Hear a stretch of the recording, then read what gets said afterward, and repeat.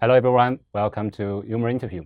It's very honored to have Professor Hu to join this interview. And please introduce yourself to the Chinese audience. Thank you. 大家好. My name is Chang-Hun Huh. In Chinese pronunciation, so maybe Chang-Hun.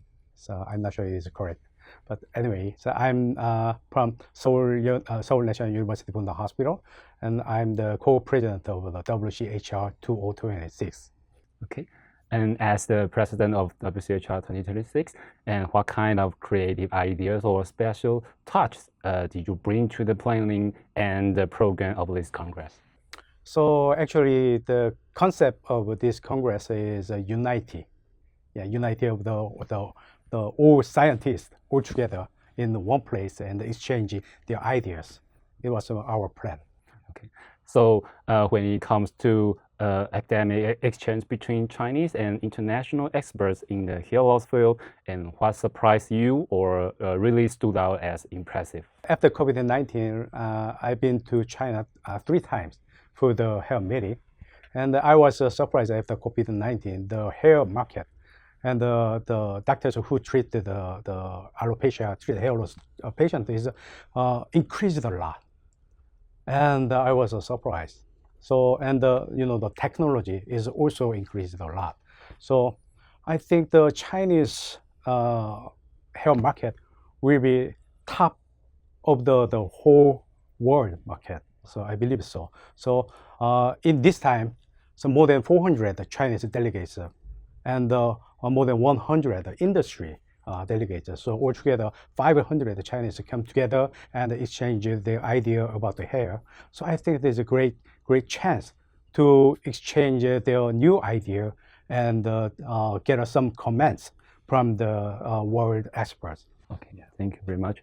And could you walk us through how this precision hair positioning AI actually works?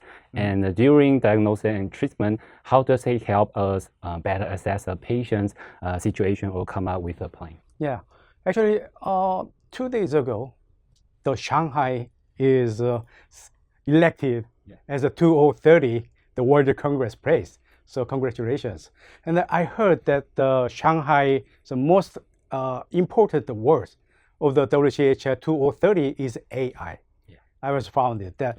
And actually AI is nowadays, the technology-wise, is a very unique technology and a very nice technology for the research of the hair. And especially for me, I use the AI to identify the hair location. So actually, in case of the hair study, so it is very important that the previous photo and the treated after photo, the comparison is very important. So like in case of the face is very big, so it is easy to compare together before and after. But if you look at the hairs, so hair looks very similar. So we cannot know, was it the exact the same hair before the treatment or the after treatment? So that's why sometimes we need a tattoo for the reference point and to mark the area that measured. So when it comes to the AI technology, we developed the AI assisted the hair ID photo tracker. So we take just a photo, and this photo makes every single hair with ID, number 1, number 2, and then number 3, and so on. And if you take another photo, maybe 2 days later, we can trace the IDs. And then we can calculate the changes of the growth and the changes of the diameter. So maybe this technology will show maybe 1 or 2 years later. Yeah. Everyone have an identity. Yeah. Okay. Yeah. And when it comes to devices or AI, also it's different for the light wavelengths and energy levels. And what kind of differences might we see in how well that treat hair loss? And also, what's the differences between in clinical treatment or at-home maintenance stuff like LED combs or low-level laser therapy caps? And what should patients and doctors keep in mind and when using these at-home devices? Yes, though maybe the condition is different between the countries, but in Korea, So we have two kinds of devices. One is a medical grade device. The other one is just for the, you can easily, home using, but in home using device, we have a medical grade or just like a public use grade. So the difference is that if the device is registered as a medical degree, it is follows the clinical trial. They should pass the clinical trial. So otherwise, the other devices are not pass the clinical trial. So that's the biggest differences. So I think the device that passed the the clinical trial is more believable, more credential. So I think if you want to choose a device for the hair loss treatment, so I recommend that using the medical grade.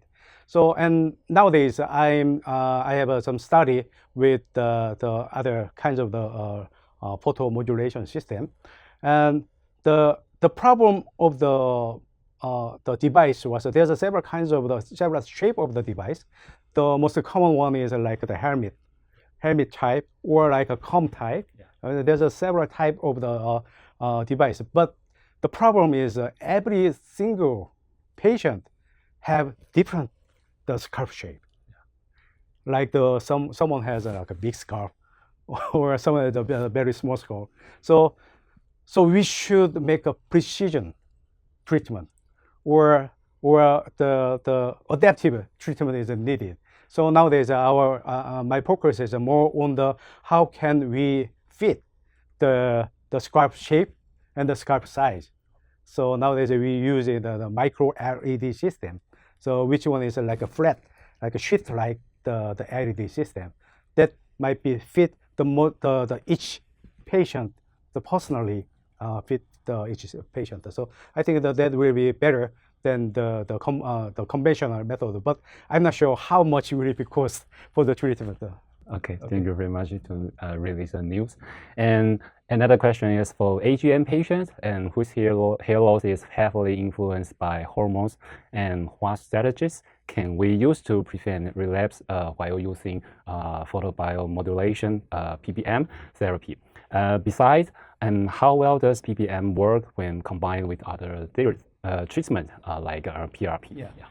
So far, the PBM, photobiomodulation therapy, is working through the mitochondrial activation. So it is quite different from the hormonal treatment like the finasteride or dutasteride. So I think both therapy can be combined together. And likewise, the minoxidil therapy or the PRP therapy has a different mechanism of treatment. So you can combine everything together. So is that usually treatment will be combined? Oh, it's up to you. It's up to you.